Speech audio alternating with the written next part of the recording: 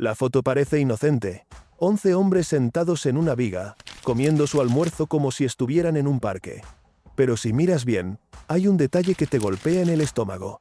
Debajo de sus botas no hay nada, solo aire. Y muy, muy abajo, Manhattan. Durante décadas el mundo creyó que esa imagen fue capturada por casualidad, como si un fotógrafo hubiera sorprendido un descanso real en lo alto de un rascacielos. La escena se convirtió en una postal de valentía, en una prueba de que la gente de antes era de otra madera. Sin embargo, la verdad es más fría, más calculada y, en cierto modo, más oscura. Porque ese almuerzo no fue un momento espontáneo, fue un producto. En septiembre de 1932, Estados Unidos estaba hundido en la Gran Depresión. Había familias enteras sin trabajo, negocios cerrando cada semana y un aire de desesperanza que se colaba en las calles como niebla. En ese contexto, Rockefeller Center no era solo un proyecto arquitectónico, era un símbolo. Y como cualquier símbolo en tiempos difíciles, tenía que venderse. Lo que casi nadie te cuenta es que, en los días previos a la fotografía, la oficina de publicidad del complejo no dejó nada al azar. No era un simple «vamos a tomar unas fotos». Era una operación diseñada como si fuera una campaña política. Había horarios, instrucciones, permisos y hasta criterios sobre qué tipo de hombres debían aparecer. Según documentos y notas de planificación recuperadas en archivos vinculados al proyecto, se programó una sesión en el piso 69, cerca de la parte más alta del edificio. El objetivo era claro: mostrar al público que el rascacielos avanzaba, que la obra estaba viva, que la inversión seguía firme y que Nueva York todavía tenía pulso, incluso cuando el país se caía a pedazos. Y ahí aparece lo que vuelve todo más inquietante. En uno de esos memorandos se especificaba que la viga debía prepararse para una serie de fotos escenificadas. La palabra importa. No se trataba de registrar la realidad. Se trataba de construir una realidad que se viera bien en los periódicos. Se ordenó coordinar con capataces para elegir a un grupo de trabajadores.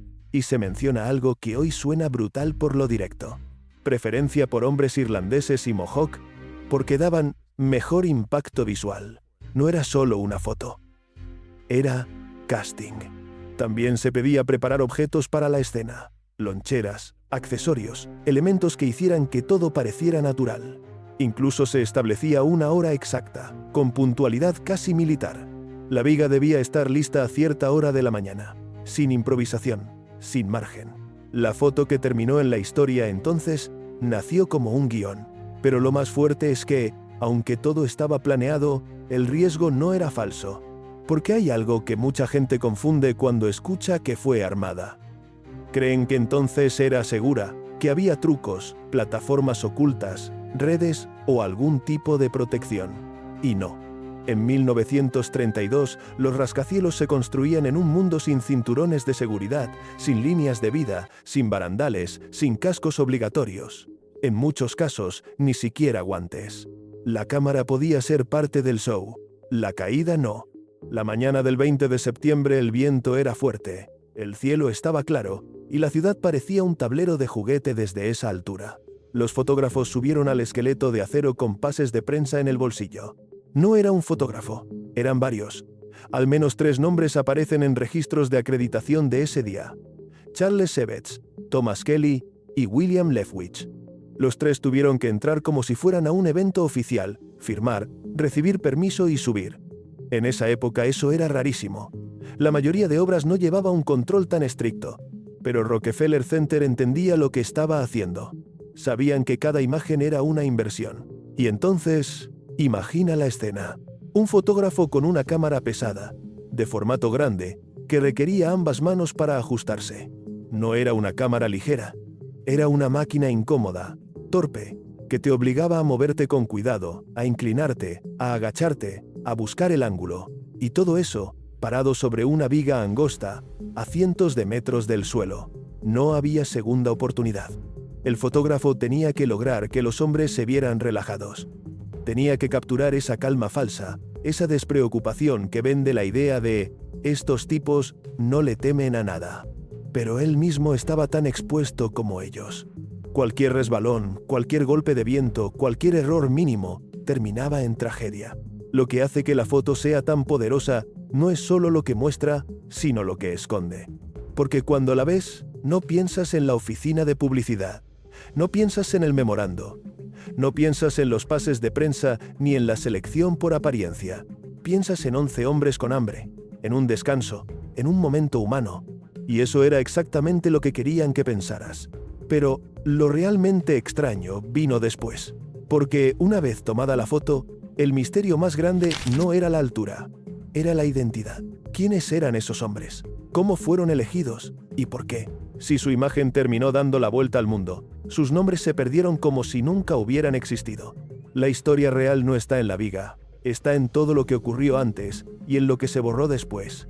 Lo primero que tienes que entender es que esos 11 hombres no eran 11 desconocidos reunidos al azar, sino el resultado de un sistema de reclutamiento silencioso que llevaba décadas funcionando en Nueva York, un sistema hecho de parentescos, barrios, cartas enviadas a casa y una necesidad tan grande que a veces era más fuerte que el miedo. En aquellos años, los obreros que trabajaban en el acero alto, es decir, los que caminaban y montaban vigas a alturas imposibles, provenían casi siempre de dos mundos muy concretos, que con el tiempo se mezclaron en la imaginación popular hasta convertirse en estereotipo. Por un lado, los irlandeses de los barrios obreros, y por el otro, los Mohawk que llegaban desde comunidades al norte, especialmente desde Kanawake, una reserva al sur de Montreal. La razón por la que tantos Mohawk terminaban en las alturas no era una supuesta inmunidad al vértigo, como repetían los periódicos con tono casi folclórico, sino algo más simple y más cruel. En su territorio, el trabajo escaseaba, y en Nueva York, los contratistas buscaban hombres con experiencia, con disciplina, con reputación, y sobre todo con disposición para aceptar un riesgo que muchos otros no podían permitirse. Cada primavera cientos de familias repetían el mismo viaje como si fuera un ritual impuesto por la economía. Subían a un tren, cruzaban la frontera, bajaban en estaciones conocidas y terminaban en las calles donde estaban los puntos de contratación cerca de la Séptima Avenida, donde los capataces y reclutadores se movían como intermediarios de un mercado invisible. Allí no se pedían currículums, se pedían manos firmes, y casi siempre se entraba por recomendación, porque en las alturas, la confianza era una cuestión de vida o muerte. Los irlandeses seguían un camino distinto, pero igual de cerrado.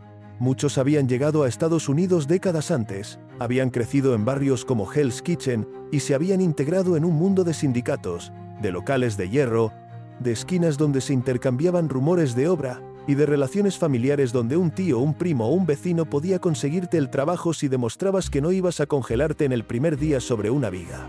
Lo interesante es que aunque sus historias eran diferentes, ambos grupos compartían lo mismo.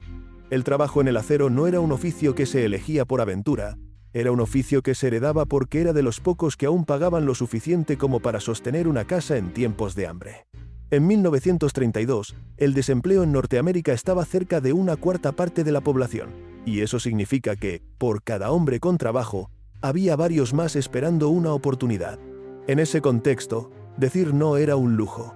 Si te ofrecían subir, subías. Si te pedían posar, posabas.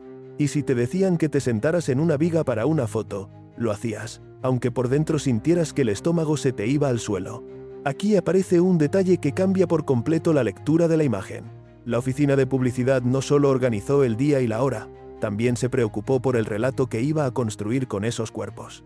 Elegir irlandeses y Mohawk no era un gesto de inclusión. Era una estrategia narrativa, porque ambos grupos representaban ante el público la idea de hombres duros, de obreros que encarnaban la resistencia y el sacrificio, justo lo que el país necesitaba ver en plena crisis.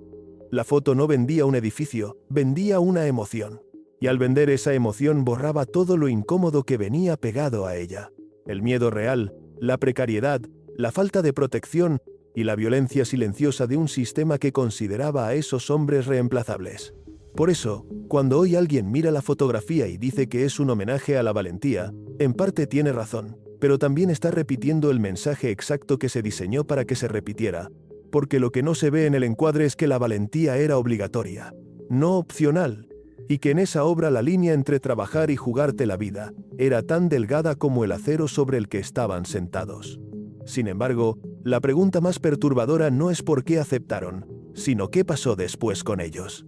Porque, si esa imagen se volvió uno de los símbolos más famosos del siglo XX, entonces lo lógico sería que existiera un registro claro, un listado, un documento oficial que dijera quiénes eran, de dónde venían y qué fue de sus vidas. Y aún así, lo que encontramos es lo contrario, un silencio enorme, como si los 11 hombres hubieran sido parte del decorado y no personas. Y ahí es donde empieza el verdadero misterio. Durante generaciones, investigadores, descendientes y curiosos han intentado poner nombres a esos rostros, pero se han topado con un problema que revela otra cara de la época. La construcción estaba llena de trabajadores sin historia escrita, porque los registros eran incompletos, los archivos se perdían, y las empresas no tenían ningún interés en preservar la identidad de quienes solo veían como mano de obra. Aún así, en medio de ese vacío, dos nombres han logrado emerger con más fuerza que los demás, no porque exista una prueba absoluta, sino porque varias pistas distintas empiezan a encajar como piezas de un rompecabezas. Uno de ellos es William Clark. Su nombre aparece en documentos de nómina de ese periodo. Y aunque esos papeles no dicen, este hombre estuvo en la viga el día de la foto, sí lo sitúan en el lugar correcto, en el momento correcto, trabajando en los pisos altos del edificio. Años después, sus descendientes compartieron un retrato familiar donde se ve a Clark con ropa de trabajo, y cuando especialistas compararon ese rostro con el del hombre ubicado en el extremo derecho de la foto, las coincidencias resultaron demasiado específicas como para ignorarlas. La mandíbula, la forma de la nariz, la inclinación del gorro, la expresión dura de la boca. Nada de eso es una sentencia definitiva, pero sí es el tipo de evidencia que en historia se considera lo más cercano a la certeza cuando los archivos oficiales fallan. El segundo nombre que aparece con fuerza es Joseph Eckner. En su caso, la evidencia viene de una fotografía familiar antigua y de relatos transmitidos en su familia, historias sobre su tiempo en el Acero Alto, su vida sindical y su presencia en Manhattan durante esos años. Cuando se superponen rasgos, postura y detalles físicos con el hombre que aparece sentado en una de las posiciones centrales, el parecido vuelve a ser inquietante, no solo por la cara, sino por la forma de sostener la lonchera, por la línea de los pómulos y por una actitud corporal que parece repetirse como una firma. Aún así, incluso con Clark y Eckner, los historiadores hablan con cautela, porque sin un registro oficial del día exacto, siempre queda un margen de duda, y ese margen se vuelve todavía más grande cuando se trata de los otros 9, sobre quienes existen afirmaciones sueltas, rumores familiares y comparaciones optimistas, pero casi nunca una convergencia real de pruebas. Y esa ausencia, por sí sola, ya es una parte oscura de la historia, porque la foto que se volvió eterna no fue acompañada por la memoria de los hombres que la hicieron posible. Lo que quedó fue el símbolo, pero no las personas.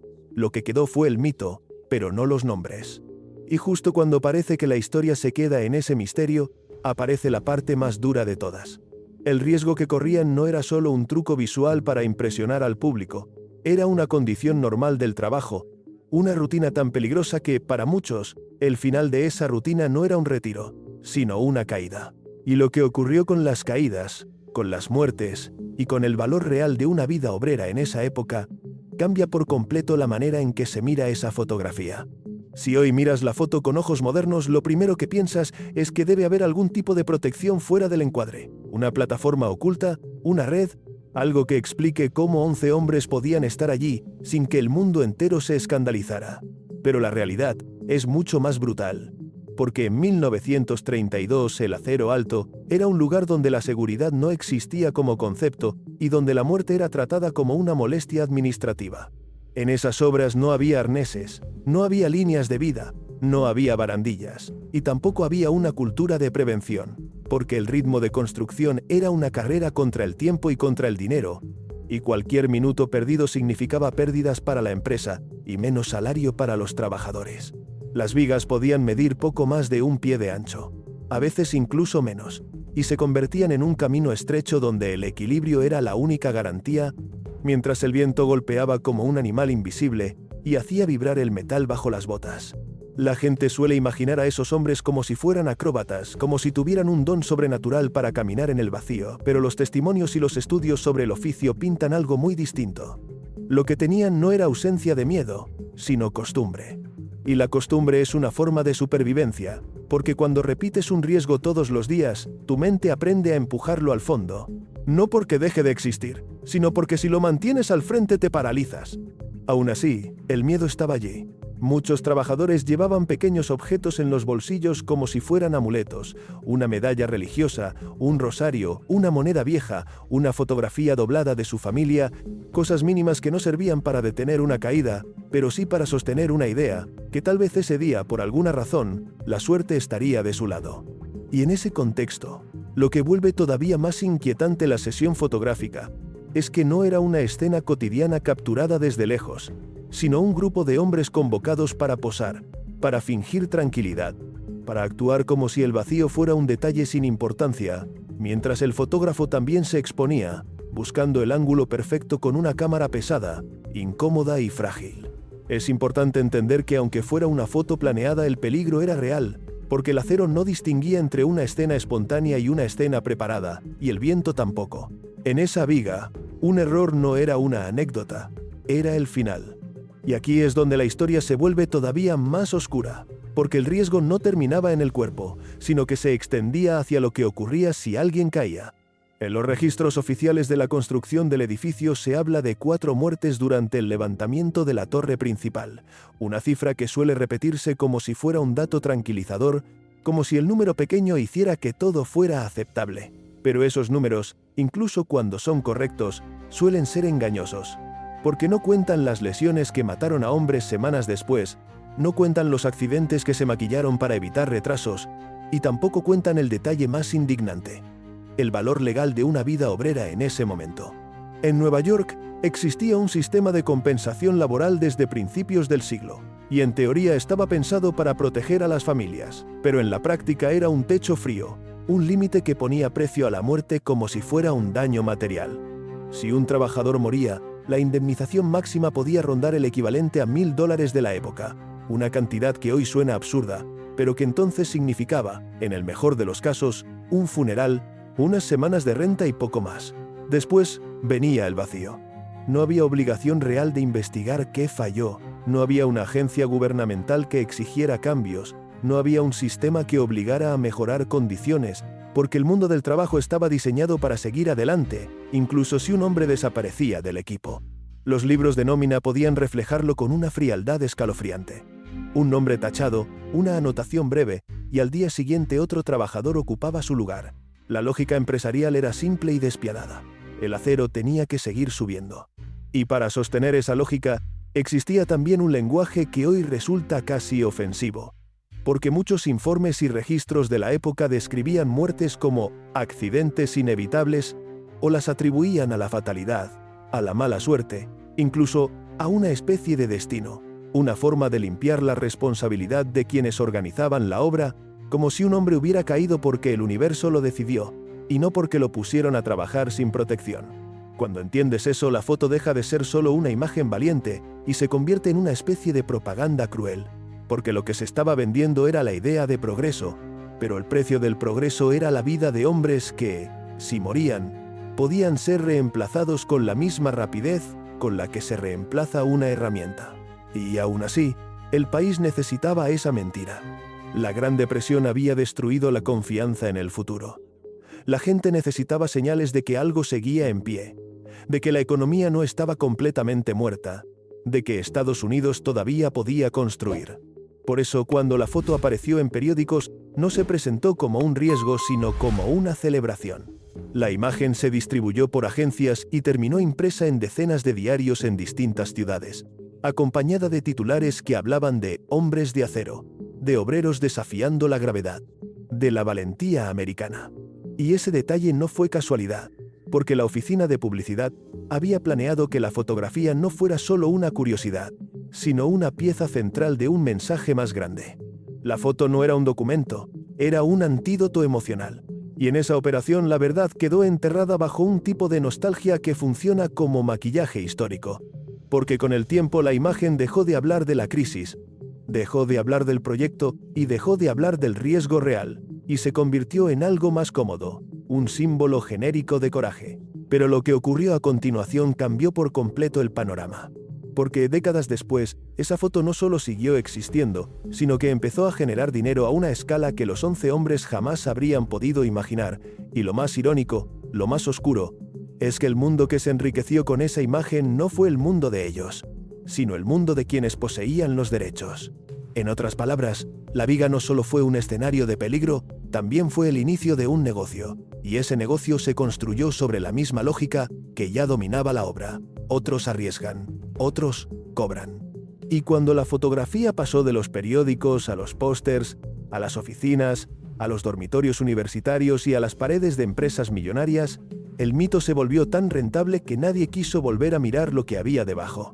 Solo que debajo, como en la foto, siempre hubo lo mismo: aire. Y la historia de cómo esa imagen terminó convertida en una mercancía mundial. ¿Quién se quedó con las ganancias y por qué los descendientes de los trabajadores no recibieron nada? Es el último golpe que termina de revelar la oscura verdad detrás del almuerzo más famoso del siglo. La fotografía sobrevivió a los 11 hombres, sobrevivió a la obra, sobrevivió incluso a la época que la vio nacer, y lo hizo por una razón muy concreta. No se quedó como recuerdo, se convirtió en propiedad. Y cuando algo se convierte en propiedad, también se convierte en negocio. Con el paso de las décadas, Almuerzo en lo alto de un rascacielos dejó de ser una imagen periodística y pasó a ser una de esas fotos que aparecen en todas partes, como si siempre hubieran existido, colgada en oficinas, impresa en pósters, vendida como decoración, utilizada en documentales, en anuncios y en películas, siempre con la misma idea flotando detrás: el heroísmo limpio, la valentía sin contexto, la nostalgia de un mundo duro donde los hombres parecían invencibles. Pero la realidad es que esa imagen no solo fue famosa, también fue rentable. En la segunda mitad del siglo XX, los archivos fotográficos se volvieron un mercado gigantesco, porque las imágenes históricas empezaron a tener valor comercial y quien controlaba los derechos podía cobrar cada vez que una editorial, una empresa o un distribuidor quisiera reproducirlas. Lo que antes era un negativo guardado en una bóveda se transformó en una mina de oro, porque el mundo moderno tiene hambre de símbolos y paga por ellos sin preguntar demasiado de dónde vienen. En los años 90, los derechos de esa fotografía terminaron dentro de un paquete de compra enorme, cuando una colección completa de imágenes fue vendida a una compañía dedicada al licenciamiento fotográfico, un negocio que, por fuera, parece inofensivo, pero que, por dentro, funciona como un sistema de regalías. Cada copia impresa, cada reproducción autorizada, cada uso en un producto, deja dinero. Y aquí aparece la parte más incómoda. La imagen empezó a producir ganancias tan grandes que, en algunos casos, una sola negociación comercial podía mover cifras que superaban lo que esos 11 hombres habrían ganado juntos en años de trabajo sobre el acero. Mientras los pósters se vendían por miles y luego por millones, el mito se expandía como una mancha de tinta. El almuerzo se volvió una pieza clásica de cultura popular, un símbolo que ya no pertenecía a la depresión, sino a la idea abstracta de ser valiente. Pero al mismo tiempo, los hombres de la viga seguían siendo anónimos. Sus familias no recibieron regalías. No hubo cheques llegando a Kennewick ni a los barrios obreros de Manhattan. No existió un reconocimiento oficial que dijera «estos fueron», ni un acuerdo que compensara a los descendientes por décadas de explotación comercial. Y lo más inquietante es que, en cierto modo, eso era perfectamente coherente con el origen de la foto, porque desde el principio, el sistema había funcionado igual. La oficina de publicidad diseñó el espectáculo, los trabajadores pusieron el cuerpo, y el beneficio final terminó en manos de otros. La foto no solo vendió un edificio, vendió una narrativa. Y cuando esa narrativa se volvió eterna, también se volvió una forma de borrar la realidad. Porque el éxito de la imagen hizo que casi nadie quisiera hablar de lo que implicaba realmente.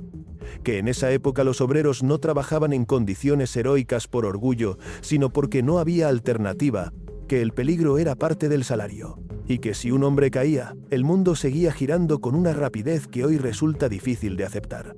La fotografía se convirtió en un objeto tan decorativo que perdió su filo, como si el tiempo la hubiera lijado hasta dejar solo la parte bonita. Y sin embargo, el filo sigue allí para quien decide mirarla de verdad. Porque, cuando la observas sin la nostalgia, ves otra cosa. Ves una industria que necesitaba esperanza y la fabricó.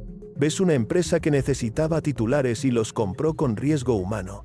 Ves una época en la que la vida obrera tenía un precio legal ridículo Y ves un sistema en el que el reconocimiento nunca fue para los que se sentaron en la viga, sino para quienes controlaban la historia que se contaba sobre ellos. Lo más irónico es que incluso hoy, la construcción sigue siendo uno de los trabajos más peligrosos, y aunque existen regulaciones, arneses, inspecciones y normas, todavía mueren trabajadores cada año en obras que levantan las ciudades modernas. La diferencia es que ahora la muerte se contabiliza con más precisión, pero el mecanismo emocional sigue siendo parecido. Celebramos el progreso, admiramos los edificios y rara vez pensamos en los cuerpos que hicieron posible esa altura.